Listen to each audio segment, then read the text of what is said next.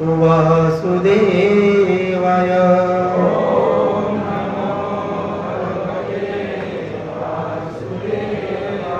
जन्माद्यस्य यतो आदितरत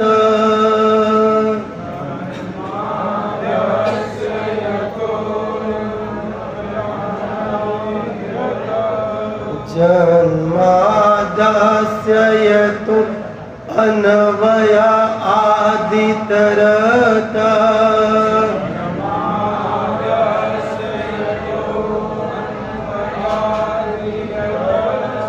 चार्थेषु विज्ञस्वरा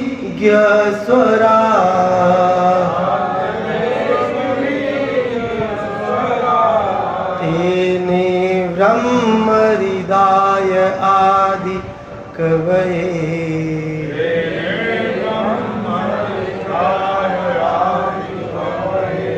मुह्यन्ति यः सूरयः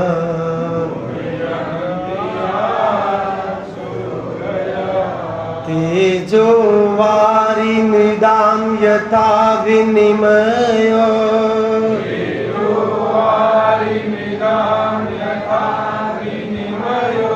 यत्र त्रिसर्गो मृषा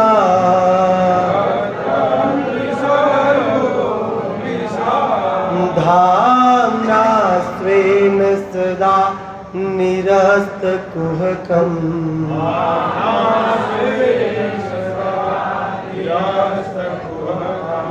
सत्यं परं धीमहि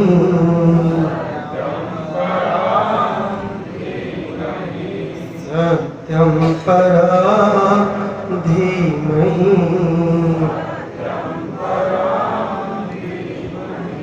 सत्यं परं धीमहि।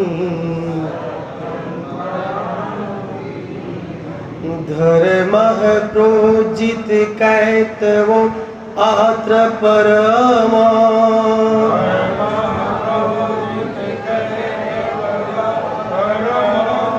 निर्मासराणां सता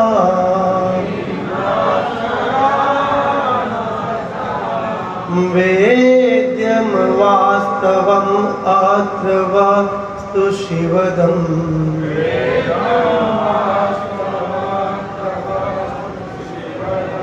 तापत्रयो न मूलनम्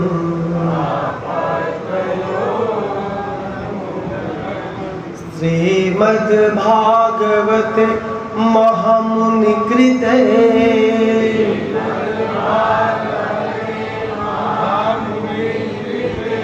किं वा परेरीश्वर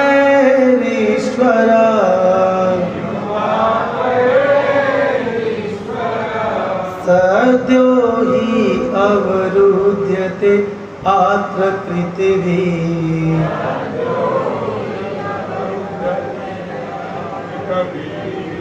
शुश्रूषुभिः तत्क्षणा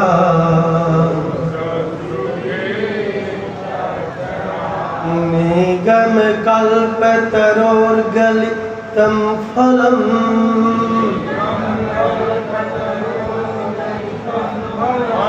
सुखमुखाद् अमृतद्रवसंयुतम्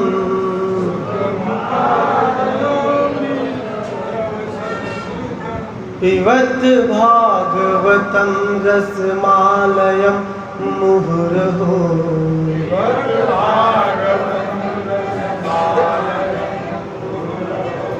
रसिका भुवि भावुका रसिका भुवि भावुका रसिका भुवि भावुका। हरे कृष्णा कृष्णा कृष्णा हरे हरे राम हरे राम। तो आज आप सभी भक्तों का हम अंतर्राष्ट्रीय कृष्ण भावनामृत संघ के द्वारा प्रतिस्थापित इस सुबह के श्रीमद् भागवत महापुराण की कक्षा में स्वागत करते हैं। आप सभी लोग जो हमारे वरिष्ठ वैष्णवजन हैं,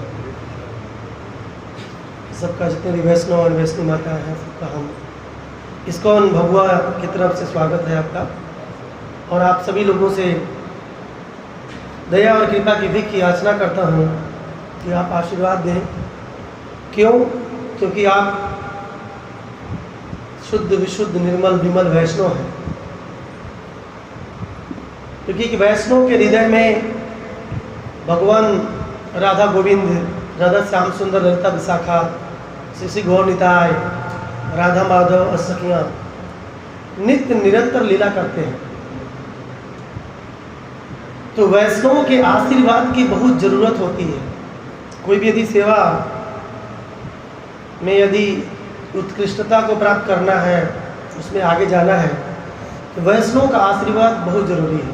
बिना उनके आशीर्वाद से मैं इस व्यासपीठ से गुरुजनों की बातों को रखने का साहस नहीं रखता हूँ कि हो सकता है आप हमसे ज़्यादा ज्ञानी हैं, और जो ज्ञानी होता है वही सुनता है, जो कम वाला होता है वही बोलता है। सुने होंगे अफजल गगरी चल कर जाए। तो आप ज्ञानी हैं, इसलिए आपसे मैं दया और कृपा की भी याचना करता हूँ। तो कोई पूछे कि हमारे हृदय में कैसे गोविंद विश्राम है करते हैं, तो नरोत्तम दास ठाकुर कहते हैं कि जिन वैष्णवों के हृदय में भगवान राधा माधव निरंतर लीला करते हैं, उनके दर्शन मात्र से ही जीवन में पवित्रता आ जाती। गंगर पर सहले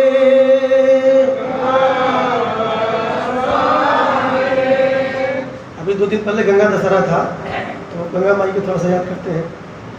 गंगर पर सहले पाश्चते पवन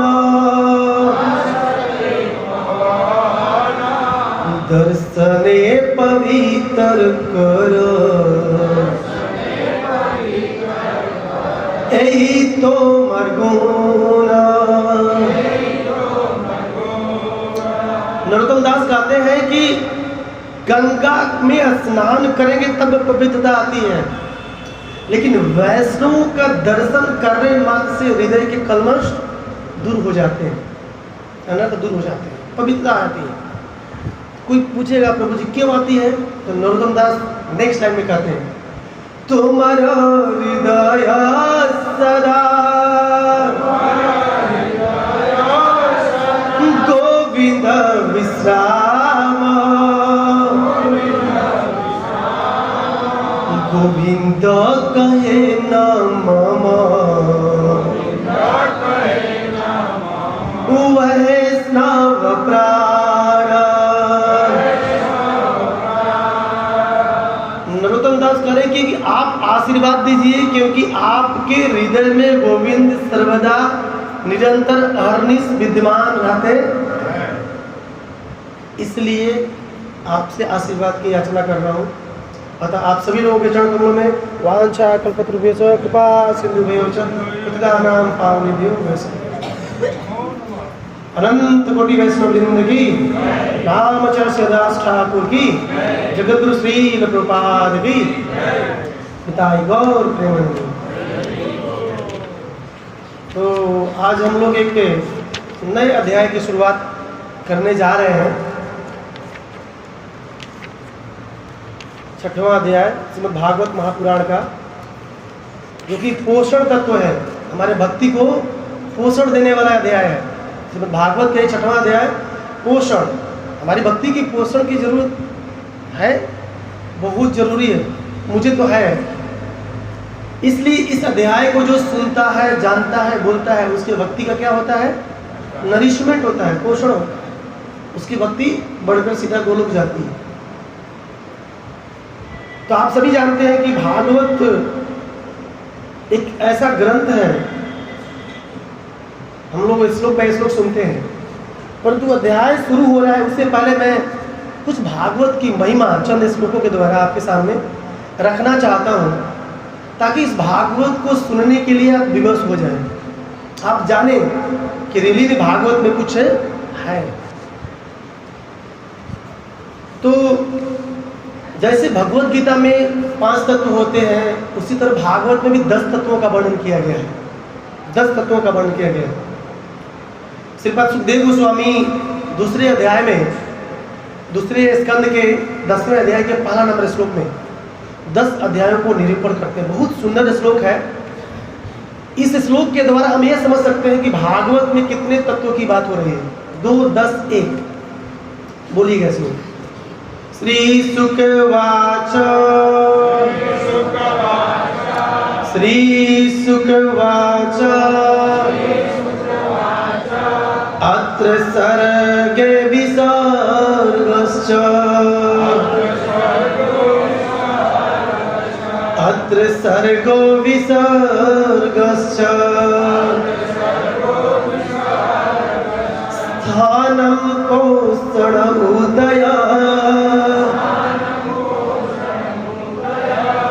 मनवन्तरे सानुकथा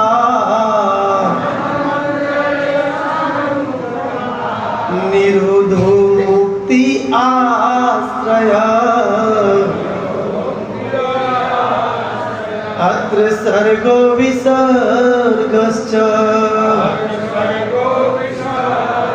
स्थानं पोषणोदय मनवन्तरे सानुकथा निरोधो मुक्ति आश्रय अत्र सर्गो विसर्गश्च स्थानं पोषणोदय मनवन्तरे सानुकथा निरोधो मुक्ति आश्रय। बोलिए, प्रभु जी एक बोलेंगे, माता जी एक बोलेंगे।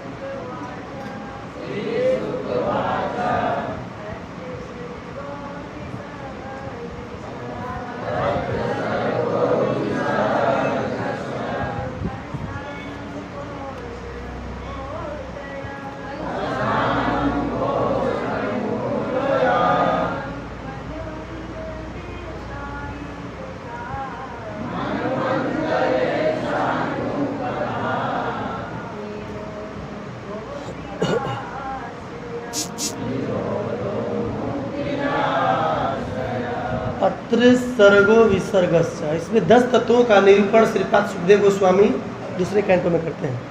इनको पकड़ कर रखिए अपने पास। भागवतम में 10 तत्व हैं, जिसमें हर कैंटो के अनुसार अलग अलग तत्वों का निरूपण किया गया है। श्रीपाद सुखदेव गोस्वामी राजा परीक्षित को नैमी हरिद्वार में गंगा के तट पर बताया गया। अत्र सर्गे, सर्ग, सर्ग मतलब होता है जो ब्रह्मांड की सृष्टि। अगर तीसरा कैंटो पढ़ते हैं उसमें सर्ग तत्व का वर्णन किया गया है। क्या, किस तत्व का वर्णन किया गया है? सर्ग तत्व का। चौथे कैंटो में विसर्ग, जो ब्रह्मा ने सृष्टि करी, 4th कैंटो में किया गया है। और तीसरा तत्व है स्थानम, जो अभी हम लोग पढ़ रहे थे 5वां स्कंद। इसमें लोक लोकांतर का, नरक लोक का वर्णन हो गया है। 5वां कैंटो स्थानम तत्व को निरूपित करता है। छठवां कैंटो ऊतया है ना, ऊतया पोषण की ऊतया पोषण। छठवां कैंटो पोषण, जिससे हमारे भगवान हमारे भक्ति का पोषण करते हैं। अजामिल की कथा, वित्रासुर की कथा इसी कैंटो में आती है। चित्रकेतु महाराज की कथा। ये कैंटो इतना इम्पोर्टेंट है कि अपने आप में एक महाभागवत, चित्रकेतु महाभागवत, वित्रासुर महाभागवत, इसी में कथा आती है। फिर सातवां कैंटो में उतया, जो उतया पोषणम उतया 7वें कैंटो में आता है, वर्णन स्पेशली मिलता है। उसे सृष्टि की प्रेरणा करने के लिए भगवान प्रेरणा देते हैं सृष्टि के बारे में। और मनवंतर 8वां यदि आप स्कंद पढ़ते हैं, उसमें मनवंतर तत्व को निरूपित किया गया है, जिसमें 14 मनु आते हैं। ब्रह्मा जी के एक दिन में 14 मनुओं का आना जाना लगा रहता है। फिर ब्रह्मा जी सो जाते हैं, प्रलय होता है, पुनः सृष्टि होती है। मनुओं का वर्णन किया गया उसमें। ईशानु कथा, इसमें इस कथा माने भगवान की कथा कैंटो 9 में भगवान के विज्ञान का वर्णन किया गया कि कैसे भगवान के भक्त भगवान की भक्ति करके भगवान को रिझा दिए, प्रकट करा दिए, ये वर्णन किया गया। फिर कैंटो 11 में निरोध, मतलब कैंटो 12 में निरोध तत्व का वर्णन किया गया है। 12वें स्कंद में निरोध तत्व का वर्णन किया गया है। निरोध मतलब भगवत धाम की प्राप्ति, 12वां। फिर मुक्ति है वो कैंटो 11 स्कंद 11, स्पेशली जो मुक्ति प्राप्ति की चाहत रखते हैं 12वें अध्याय 12वें स्कंद की 11वें स्कंद की कथा सुनते हैं, जिसमें निमि महाराज की कथा आती है इस तरह से। फिर उसके बाद आश्रय तत्व है हमारा 10वां स्कंद, जिसमें भगवान की दिव्य सर्वोत्कृष्ट लीलाओं का वर्णन किया गया है। और आश्रय है, ये आधार है, क्योंकि भगवान सबके आधार है, सबके मूल है, ये सब पूरा उन्हीं पर टिका हुआ है। इन सभी तत्वों का वर्णन करते हुए सुखदेव गोस्वामी राजा परीक्षित को पोषण तत्व की व्याख्या करने जा रहे हैं। इससे पीछे हम लोग कौन सा तत्व का वर्णन सुन रहे थे? स्थानम, जिसमें प्रिवत महाराज के चरित्र से लेकर के नारकीय लोगों का वर्णन तक हम लोगों ने सुना। इसमें बहुत सारे लोक, लोकांतर, अतल, बितल, सुतल, जितने भी इस ब्रह्मांड में 14 लोक हैं, उसके एक एक लोक का वर्णन हम लोग सुने हैं ना, सुने हैं। तो अब पोषण तत्व की हम लोग सुनने जा रहे हैं। पोषण तत्व से भगवान हमारे भक्ति को पोषण करते हैं। तो जो व्यक्ति, जो जीवात्मा इस अध्याय को, इस स्कंद को स्पेशली सुनता है, पठन पाठन करता है, उसके भक्ति का पोषण क्या करता है? होता है। अगर हम चाहते हैं अपने भक्ति का पोषण करना, हमें भागवत को सुनना, स्पेशली इस हरे कृष्णा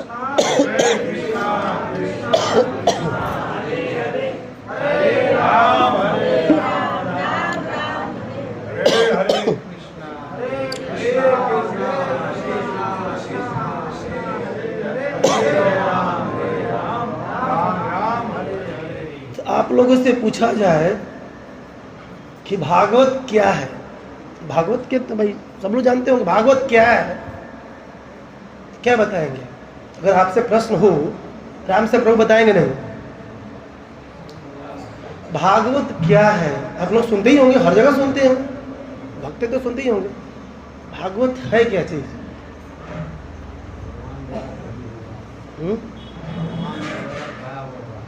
अच्छा, और कोई बताइए? वांग्मय स्वरूप है, ठीक है। तो जो प्रश्न हम पूछ रहे हैं ना, यही प्रश्न शौनक आदि ऋषि सुत गोस्वामी से पूछे थे। कहाँ पूछे थे? नैमिषारण्य में, कि भागवत क्या है। और यही बात सुत गोस्वामी शौनक आदि को बोल रहे हैं कि हे शौनक आदि मुनिगण, जब भगवान अपने धाम को जाने लगे, 128 साल लीला करने के बाद कृष्ण जब अपने स्वधाम उपगते जा रहे थे, तो उद्धव जी के हाथ को पकड़कर द्वारिकाधीश कृष्ण प्रभास क्षेत्र में ले जाते हैं। कौन सा क्षेत्र में? प्रभास क्षेत्र में। और कहते हैं हे उद्धव, मैं अब इस धराधाम को छोड़कर जा रहा हूं। उद्धव जी ने जब यह बात सुनी कि प्रभु मेरे प्राण प्रिय जा रहे हैं, तो आचार्य कहते हैं उद्धव जी कातरों की तरह बिल्कुल अनाथ होते हैं ना, रोने लगे और बोलते हैं प्रभु आप चले जाएंगे तो आपके बिना हम कैसे जी पाएंगे। देखिए, एक भक्त का भगवान के प्रति प्रेम होता है। भगवान के बिना यदि भक्त है तो वो जी ही नहीं सकता है। हो सकता है उनका विग्रह का दर्शन करके अपने विरह को शांत करे, हरिनाम करके अपने विरह को शांत करे, भक्तों का संग करके भगवान के विरह को शांत करे। भक्त है तो भगवान की चर्चा जरूर करेगा। तो इसलिए उस समय सुत गोस्वामी यही बात कर रहे हैं। इति उद्धव उच्चः वचः, उद्धव बोले कि प्रभु आप जा रहे हैं, क्या होगा हमारा। तो सुत गोस्वामी कहते हैं हे सौनक मुनि, यही बात उद्धव जी पूछे कि प्रभु आप चले जाएंगे तो मेरा क्या होगा। देखिए, परंपरा की बात होती है ना, एज इट इज जो उद्धव जी ने कहा कृष्ण से, वही सुत गोस्वामी नवमी साण में शौनक आदि को बता रहे हैं। यही बोलते हैं गुरु परंपरा। जो हमारे गुरुजनों ने कहा उसी को एज इट इज रखना है। ऐसा नहीं कहा कि मैं कुछ बताने जा रहा हूं, नहीं, जो उद्धव जी ने कहा।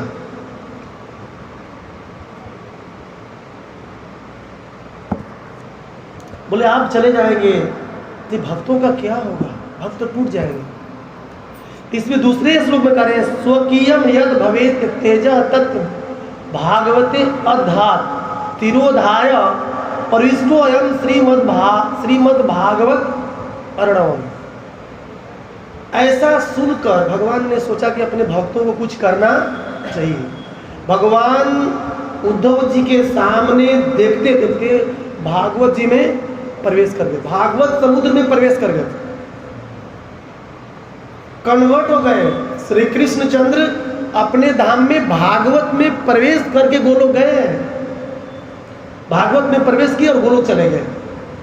और महाप्रभु कहाँ प्रवेश किए? टोटा गोपीनाथ की उसमें प्रवेश किए और सोधाम। राम जी सरजू में प्रवेश किए और सीधा साकेत चले गए।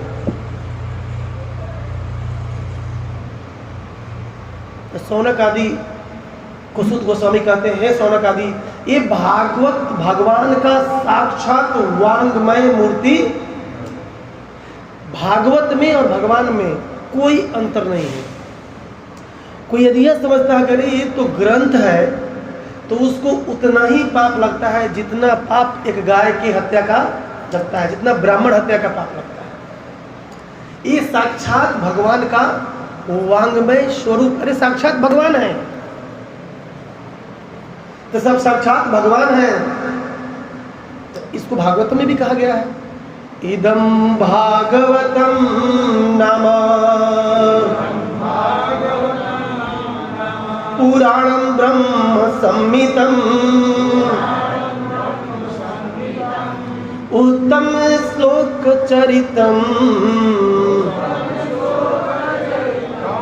चकार भगवान ऋषि निःश्रेषाय लोकस्य धन्यं स्वस्ति अयनम। ये बहुत सुंदर श्लोक 1:3:40। इसमें यह कहा गया कि इदम भागवतम नाम पुराणम। ये जो भागवत नाम का जो पुराण है ब्रह्म संहितम, साक्षात भगवान का वांगमय ब्रह्म रूप है, ब्रह्म स्वरूप है, ब्रह्म स्वरूप है। इसलिए इस भागवत में भगवान के उत्तम श्लोक, भगवान का एक नाम है उत्तम श्लोक, क्योंकि उनकी चर्चा उत्तम श्लोकों के द्वारा करी गई है। और किसके द्वारा रचना की गई है? भगवान ऋषि, भगवान के ऋषि अवतार कौन है? वेद व्यास जी की उनके द्वारा लिखा गया है। इसको जो पढ़ता है निःश्रेषाय, उसके जीवन में कल्याण हो जाता है। लोकस्य, इस लोक में कल्याण चाहते हैं तो भागवत को थोड़ा सा पढ़ना पड़ेगा। धन्यम, वो व्यक्ति धन्य धन हो जाता है। स्वस्ति, उसके जीवन में मंगल आ जाते हैं इस भागवत को पढ़ने मात्र से। इस प्रकार ये भागवत क्या है? डायरेक्ट किसका रूप है? भगवान का वांग्मय स्वरूप है। यह भागवत सर्वप्रथम किसके मुख से निकला? नारायण, नारायण जी सर्वप्रथम भागवत को बोले। अभी इधर नहीं आया है इस श्लोक में। और जब भागवत पहली बार नारायण ने बोला तो उसमें पता कितने श्लोक थे? 100 करोड़ श्लोक थे। कितने करोड़? 100 करोड़। अभी कितने हैं? अभी कितने श्लोक है भागवत जी में? 18,000। समझते हैं आप लोग? 18,000 है? कोई बोल ही नहीं रहा। कितने श्लोक है भागवत जी में? 18,000। और भगवत गीता में 7,700। ये भागवत जी में 100 करोड़ श्लोक नारायण के जब मुख से निकला था। अभी 18,000। क्यों? पूछेगा क्यों हो गया प्रभु कम? तो सुत गोस्वामी कहते हैं कलयुग के जीवों के लिए प्रायेण अल्प आयुष्य सभ्य कलौ अस्मिन् जुगे जना मंद सुमंद मतयो मंद भाग्या ही उपद्रिता।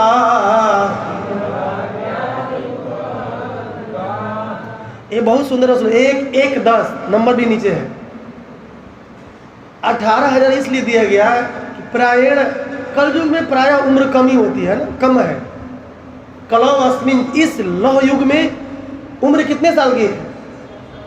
100 साल। 50 साल तो सो के बिता देते हैं। हम तो बिता दिए, नहीं सोते हैं। फिर मंद, बिल्कुल आदमी आलसी होता है। सुमंद, पथभ्रष्ट। उपद्रवी, उपद्रिता, बेचैन रहता है। इसलिए भाई वेद व्यास ने बोला 18,000 श्लोक ही काफी है, इसको पढ़वा। इस भागवत जी को जो सुनते हैं ना, उनके माता पिता का भी उद्धार हो जाता है। बोलेंगे कैसे उद्धार हो जाएगा? यदि पितृगण है आपके, उनका भी उद्धार हो सकता है। कैसे? केवल पढ़ने मात्र से। जैसे आपका कोई आदमी अमेरिका में है तो आप उसके खाते में पैसा डालते हैं तो वो निकाल लेता है, निकाल के यूज करता है। तो हम भी जब यहाँ पढ़ेंगे तो हमारे पितृगण पितृलोक में फंसे हुए हैं, वो भी वहाँ से निकल लेंगे। जब भौतिक जगत में ऐसी हो सकती है, ऐसी व्यवस्था कि पैसा डाले यहाँ वहाँ निकल गया, क्या भगवान की आध्यात्मिक जगत में नहीं हो सकता है? इसलिए भागवत को अवश्य पढ़ना चाहिए, इसमें संशय नहीं करना है। और जो इस भागवत को सुनते हैं उनके जीवन से भय, कुछ लोग चूहा से डरते हैं, कुछ लोग बिल्ली से डरते हैं। डर तो सबको है, लेकिन भागवत जो सुनते हैं केवल सुनने मात्र से प्रभु जी माता जी उनके जीवन से भय दूर हो जाते हैं। डर है ना, कहीं मर न जाए, कहीं कुछ हो न जाए। डर सबको, सब जीव को डर होता है। लेकिन सुत गोस्वामी इसमें मोहर लगाते हैं कि जो इस भागवत को सुनता है रघुपति प्रभु जी, वह शोक मोह भय तीनों से ऊपर हो जाता है। सुत गोस्वामी कहते हैं यस्याम वैस्तुर्यमाणायाम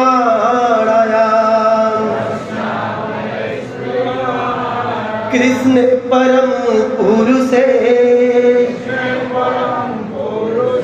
भक्तिर उत्पद्यते पुंस शोक मोह भयापहा। ये बहुत ही सुंदर श्लोक है। जब कभी डर लगे ना तो इसको फोटो खींच ले मोबाइल में, इसको पढ़िए कि भागवत पढ़ने से शोक मोह भय तीनों से। सुत गोस्वामी कहते हैं यस्याम वै सूर्यमाणायाम, जो भागवत को क्या करता है? शून्यता है। क्या होता है? जिसमें कृष्ण परम पुरुष की चर्चा करी गई है, वो भक्ति उत्पद्यते, उसके हृदय में भक्ति की उत्पत्ति हो जाती है।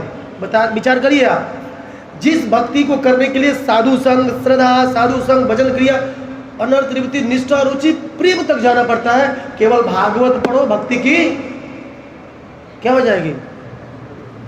उत्पत्ति हो जाएगी। विचार करिए। और क्या होगा? शोक, शोक से बेचारा, बहुत लोग शोकी होते हैं। किसको लेकर के शोक मनाते हैं? शोक किस चीज करते हैं? भूतकाल का, कि मेरे साथ ऐसा हो गया। मोह, मोह होता है वर्तमान का, कि जो भी मेरे हाथ में कहीं छूट न जाए। और भय, फ्यूचर को लेकर के। अब कोरोना काल में कितने लोग भयभीत थे, लेकिन जो हमारे इस्कॉन के डिवोटी हैं, बिल्कुल भयभीत नहीं थे। इसलिए इस भागवत को सुनना ही भक्ति है। सुन रहे हैं भागवत मतलब भक्ति कर रहे हैं। तो भागवत से हमारे देश में, समाज में शांति की स्थापित हो सकती है और समाज में क्रांति आ सकती है। आज के डेट में देखिए, कोई भी व्यक्ति धर्म को तो पहले धर्म मतलब जानता है, मैं हिंदू हूं, तुम मुसलमान हो, वो ईसाई है, वो सिख है, वो क्रिश्चियन है, वो जैनी है, ये है। धर्म के नाम पर ऐसा होता है। लेकिन क्या मेरा वास्तविक धर्म है? हमारा वास्तविक धर्म क्या है?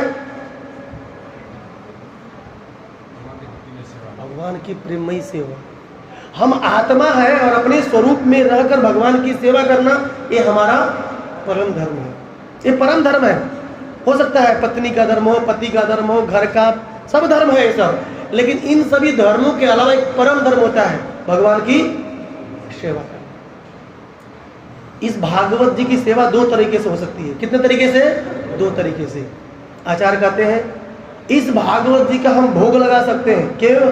क्योंकि साक्षात वांग में मूर्ति है, इनकी आरती कर सकते हैं। आरती होता है भागवतम में। और दूसरा, एक पहला सेवा हो गया भोग आरती करके। दूसरा, इनको सुन करके हम भागवत की सेवा कर सकते हैं। आप सुन रहे हैं अर्थात आप भागवत की सेवा कर रहे हैं। जो भी हो, जहां भी हो, जैसे भी सुन रहा है, एन केन प्राकेण, वो जैसी जिस स्थिति में है, जिस कंडीशन में, परिस्थिति में, वो भागवत की सेवा कर रहा है। तो कोई बोलेगा प्रभु जी भागवत की सेवा मैं क्यों करूं, मैं जगन्नाथ जी की सेवा करूंगा? क्योंकि ये साक्षात वांग्मय मूर्ति है। भागवत में कितने स्कंद हैं? 12। बोलिए 12। पहला और दूसरा स्कंद भगवान के 2 चरण है। ध्यान रखिएगा, भगवान के 2, पहला और दूसरा स्कंद भगवान के 2 चरण है। तीसरा और चौथा भगवान के 2 जंघा है। किस लिए इनकी आरती पूजा भोग लगता है, क्यों सेवा होती है? 2 चरण भगवान के 2 स्कंद भगवान के 2 चरण, तीसरा और चौथा भगवान के 2 जंघा, पांचवा भगवान का पेट है। देखिए भगवान का भी पेट है। इस भागवतम का 5वां स्कंद भगवान का उदर है और 6वां भगवान का वक्ष स्थल है, छाती। 7वां भगवान का, 7वां और 8वां दोनों भगवान की कृष्ण की बात हो रही है, भुजाएं हैं। और 9वां भगवान का कंठ है और 10वां भगवान का मुख कमल है और 11वां भगवान का ललाट है और भगवान का 12वां स्कंद ब्रह्मरंध्र है। विचार करिए। तो ऐसे भगवान की सेवा नहीं करनी चाहिए, इनको तो रोज करना चाहिए, क्योंकि कलयुग में धर्म इन्हीं के शरण में गया है। सुध गोस्वामी कहते धर्म कहाँ गया? भागवत के शरण में गया। ये भागवत साक्षात कृष्ण के स्वरूप है, इसलिए इनको हमें आरती, सेवा, पूजन, पाठन करना चाहिए। जब भागवत सुनने की बात आती है तो भागवत सुनने की 3 परंपरा है। कितनी परंपरा है? आज हम लोग जानेंगे हम लोग किस परंपरा में सुन रहे हैं। आप लोग जानते भी हो भागवत सुनने की 3 परंपरा है। 3 परंपरा से भागवत सुनाई जा रही है। पहला परंपरा, कृष्ण ने, साक्षात ब्रजनंदन ने ब्रह्मा, विष्णु और महेश को भागवत सुनाई। किसने सुनाई? कृष्ण, साक्षात कृष्ण। कृष्ण कौन है? ईश्वरा परम कृष्ण, बोलिए। सच्चिदानंद विग्रह अनादिरादि गोविंद सर्व कारण कारणम। ब्रह्मा जी ब्रह्म संहिता के 5वें अध्याय के पहला नंबर श्लोक में बोल रहे हैं। ऐसे परम पुरुष कृष्ण की एक परंपरा आती है। कृष्ण ने ब्रह्मा विष्णु महेश को पहली बार भागवत सुनाई, पहला परंपरा। दूसरी परंपरा संकर्षण, जो नीचे है इस ब्रह्मांड को लिए रहते हैं। संकर्षण ने सनत कुमार को सुनाई, सनत कुमार ने सांख्यान मुनि को सुनाई, सांख्यान मुनि ने बृहस्पति और पराशर को सुनाई, और पराशर मुनि ने मैत्रेय को सुनाई, और मैत्रेय ने विदुर को सुनाई। एक ये परंपरा हो गई। तीसरी परंपरा भगवान नारायण ने ब्रह्मा को सुनाई, ब्रह्मा ने नारद को सुनाई, नारद जी ने वेद व्यास जी को सुनाई, वेद व्यास जी ने सुखदेव को सुनाई, और सुखदेव ने परीक्षित को, और सुत गोस्वामी उसी सभा में थे, और सुत गोस्वामी ने नैमिषारण्य के शौनक आदि ऋषियों को सुनाई। हम इसी तीसरी परंपरा में भागवत सुनते आ रहे। हमारे पास यदि कोई पूछे कि हमारे पास कौन सी परंपरा की भागवत है, जिसमें नारायण ने ब्रह्मा को, ब्रह्मा ने नारद, नारद ने वेद व्यास, वेद व्यास ने सुखदेव गोस्वामी, सुखदेव गोस्वामी ने राजा परीक्षित सुत गोस्वामी, और सुत गोस्वामी ने किसको? शौनक आदि नैमिषारण्य के ऋषि को। वही भागवत मेरे पास है, और उसी परंपरा में हम भागवत सुन रहे हैं और पठन पाठन कर रहे हैं।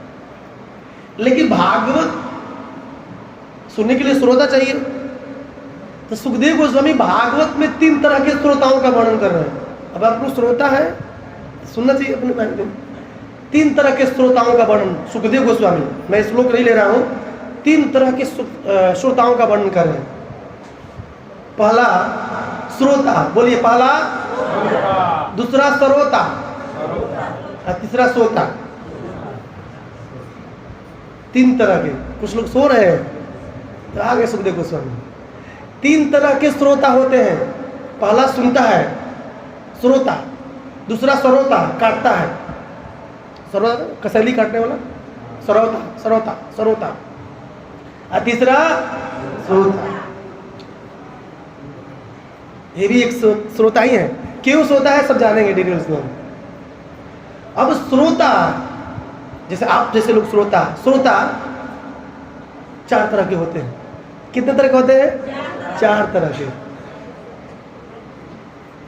चातक, चातक श्रोता, बोलिए, पीछे से आवाज नहीं आ रही। चातक श्रोता, मीन श्रोता, हंस श्रोता, शुक श्रोता, अच्छा श्रोता। 4 तरह के होते हैं। चातक, चातक श्रोता कैसे होते हैं? चातक एक पक्षी है, मर जाएगा, बर्बाद हो जाएगा, लेकिन स्वाति नक्षत्र का ही जल, गंगा जी बह रही है वाराणसी में, लेकिन वो जल पिएगा। ले स्वाति नक्षत्र में जब मेघ बरसेंगे तो वही मैं पीऊंगा। अर्थात जो चातक श्रोता होते हैं वह भगवान की कथाओं से कृष्ण तत्व और भक्ति तत्व को लेकर के बैठ जाते हैं। उनको मतलब कोई नहीं रहता है, उनको कृष्ण तत्व और भक्ति तत्व से मतलब रहता है। वही चाहिए उनको। जहाँ कृष्ण तत्व नहीं है, विष्णु तत्व नहीं है, भक्ति तत्व का निरूपण नहीं किया जा रहा है, वो दूसरी कथाओं को नहीं लेगा।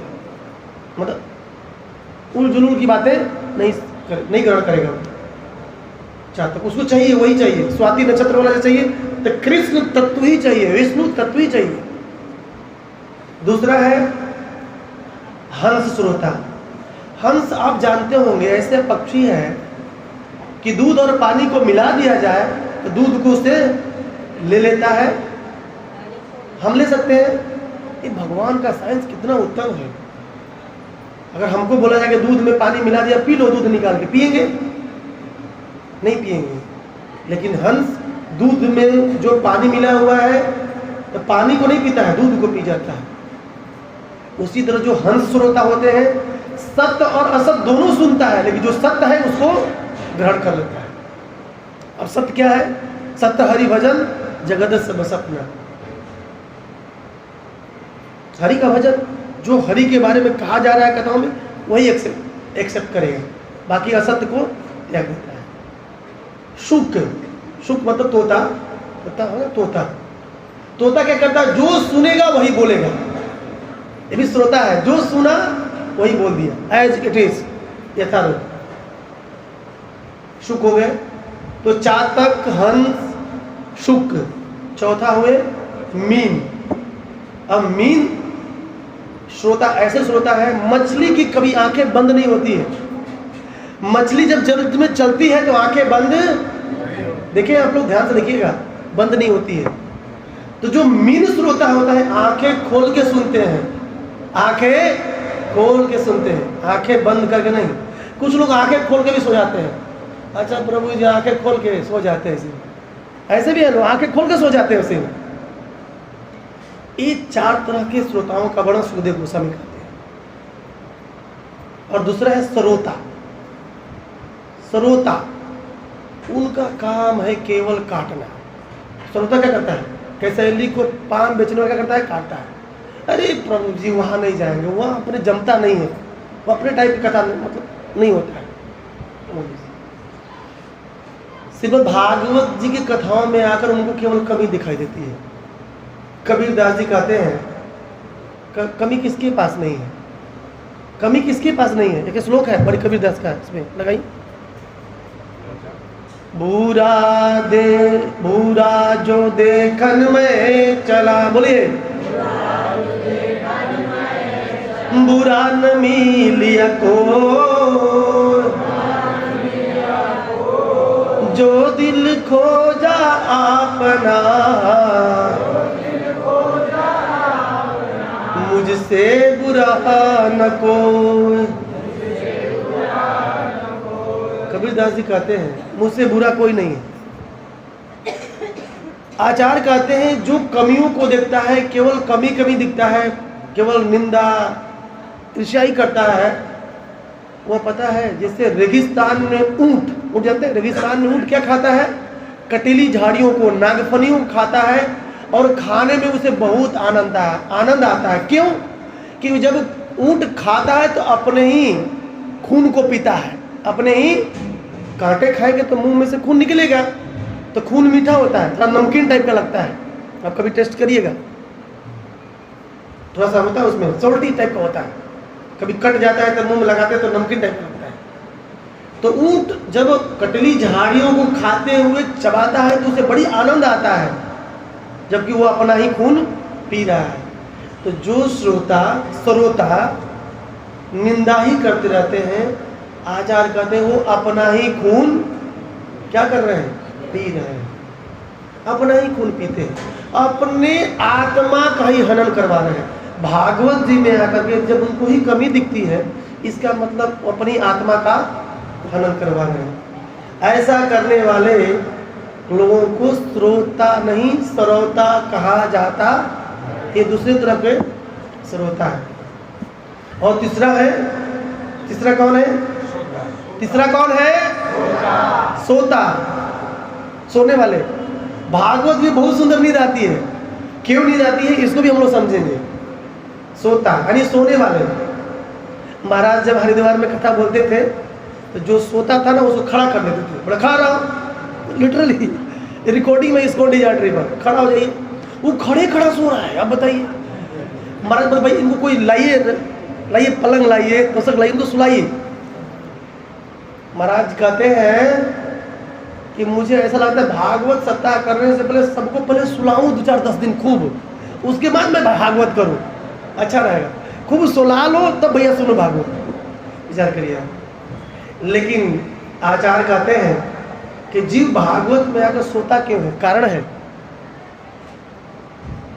इसमें श्रोताओं का दोष नहीं है, इसमें आपका दोष नहीं है, किसी का दोष नहीं है। सोना तो लाजमी है क्योंकि इतना आनंद आता है, इतना आनंद आता है, वो आत्मा बस मस्त हो जाती है, वो सो जाती है। पहला कारण। दूसरा, कुंभकर्ण की पत्नी को सुने होंगे, राजा रामचंद्र जी ने लंका में प्रवेश करी, किसके द्वारा? रामेश्वरम बना करके। तो कुंभकर्ण को मारे, तो कुंभकर्ण जब मर गया तो कुंभकर्ण की पत्नी निद्रा देवी आई, किसके पास? राम जी के पास। प्रभु प्रभु मेरे पति तो चले गए, आप मुझे कुछ कृपा करिए। तो राजा रामचंद्र जी ने सोचा कि अब आई होगी, भक्त बनना चाहती है, भक्त बनना चाहती है। तो उसने पूछी, क्या पूछी? किसने पूछी? निद्रा देवी कुंभकर्ण की पत्नी पूछी कि प्रभु मैंने सुना है कि आपके धाम लोग जाते हैं, कैसे जाते हैं? आपके धाम जाने के लिए क्या उपाय है? निद्रा देवी कुंभकर्ण की पत्नी राजा रामचंद्र जी से पूछ रही है, हे प्रभु आपके धाम जाने के लिए क्या उपाय है? राजा रामचंद्र जी बोले, मेरी कथाओं का श्रवण करो, और जो सुनता है जीवन भर सुनते सुनते सुनते अंत समय में हमारे धाम को प्राप्त कर जाता है। तब निद्रा देवी, मेरा काम बन गया, अब मैं छोड़ूंगी नहीं एक एक भक्त को। अब मैं जो जो राम कथा और भगवत कथा सुनने जाएगा, जैसे ही मंदिर में प्रवेश करेगा उसके मैं सर पर बैठ जाऊंगी, मैं उसे सुला दूंगी, वो सुनेगा ही नहीं, क्योंकि आपने मेरे पति को मारा है, अब मैं बदला लेके रहूंगा। भगवान ने बोला, ये तो गड़बड़ हो गई, तो नाले पर ढाला मार दी, तो प्रॉब्लम हो गई। भगवान ने बोला, कोई बात नहीं निद्रा देवी, हरे कृष्णा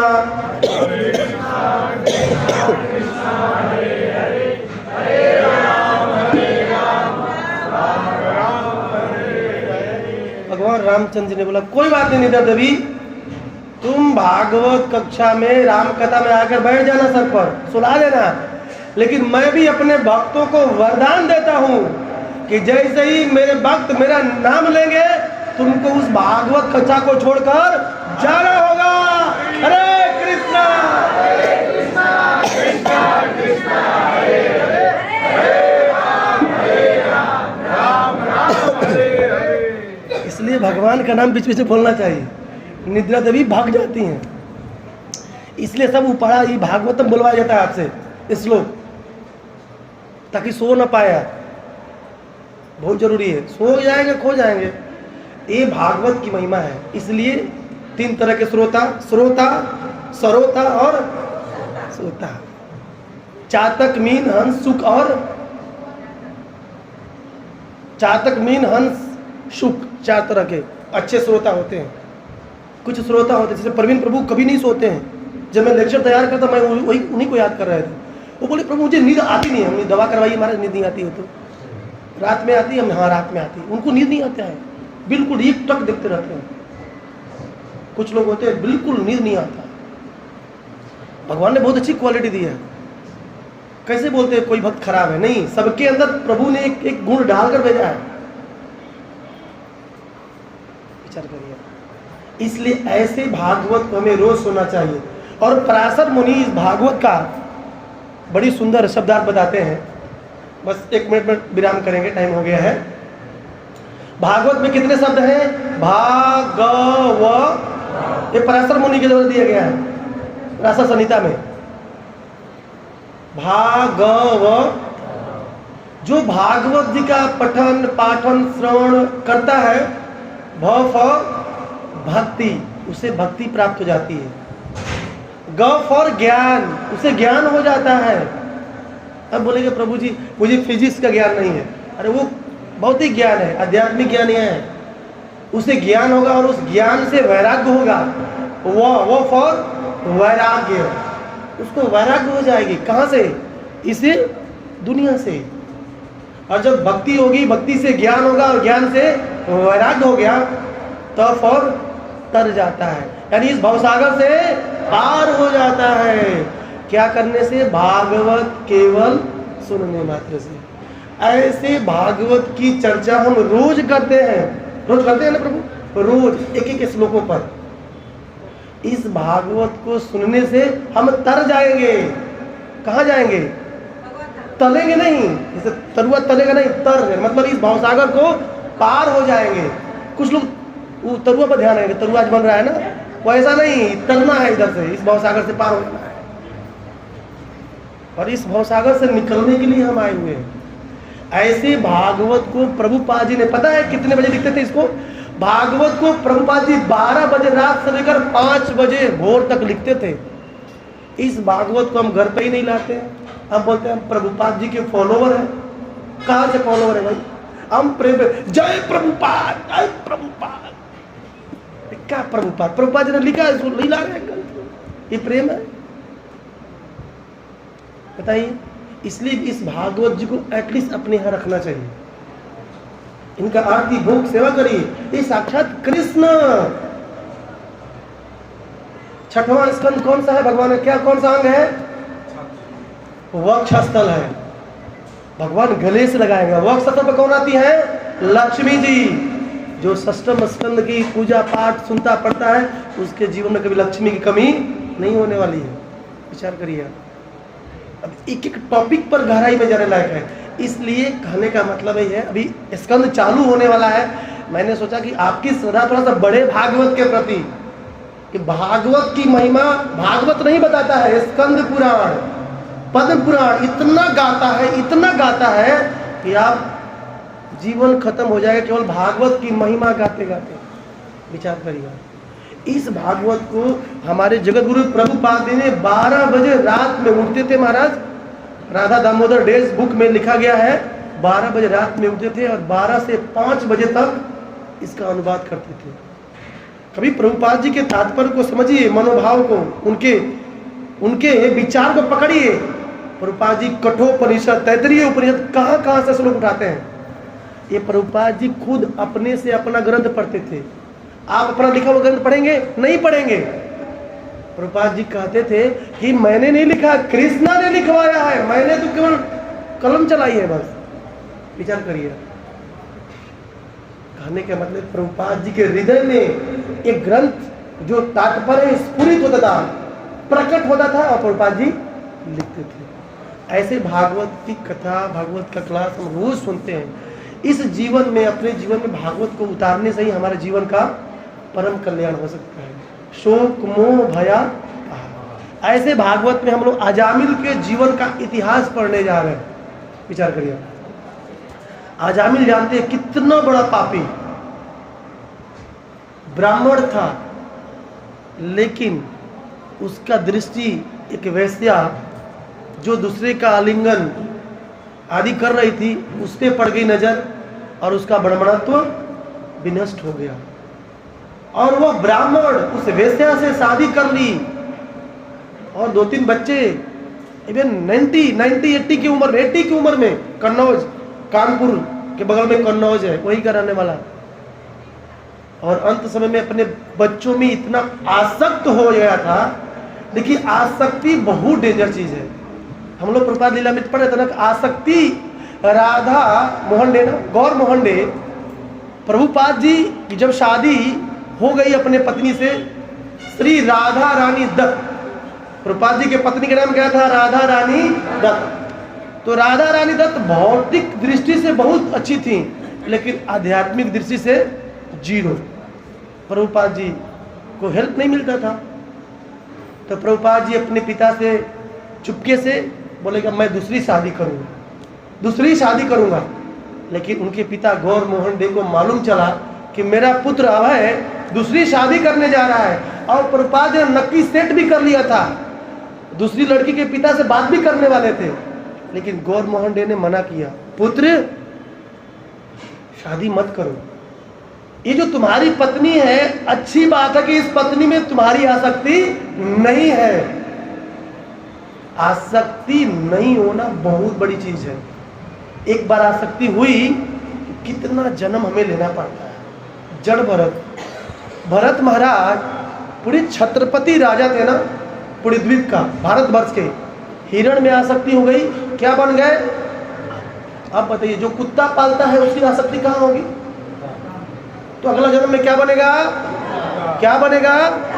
विचार करिए। हमारा समाज कितना गर्त में जा रहा है। महाराज कहते हैं जो ऑस्ट्रेलिया में, अमेरिका में जो कुत्ते हैं ना, वो अच्छे हैं, पिछले जन्म में कुछ किए होंगे, कुत्ता बन गए। कितना उनको व्यवस्था दी जाती है। कहने का मतलब आसक्ति बहुत खराब चीज है, बहुत डेंजर, हमको फंसा कर रखती है। इसलिए जो ममता है, एक आ जाएगा तो ममत्व, ये ममता ही हमें बांध के रखती है। वो ममता किसी के प्रति हो सकती है, और ममता के वजह से ही हमें दुख मिलता है, नहीं मिलता है। नहीं तो कोरोना में इतने लोग मर गए, उनके लिए रोए हम, लेकिन जब अपना कोई निकल लेता है तो इतना रोते हैं, लगता है कि मेरा प्राण ही निकल जाएगा। क्यों? क्योंकि हमारी ममता उनसे लगी हुई है। ऐसे अजामिल का प्रसंग इसमें आता है, और इसको हम लोग सुनेंगे, और इस पे यही पर हम विराम देते हैं। श्रीमद् भागवत महापुराण की, ग्रंथराज श्रीमद् भागवत महापुराण की, जगत गुरु श्रील प्रभुपाद की, निताय निताय गौर प्रेमानंदे।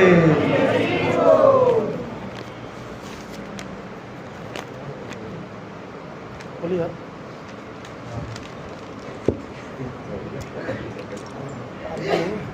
बोले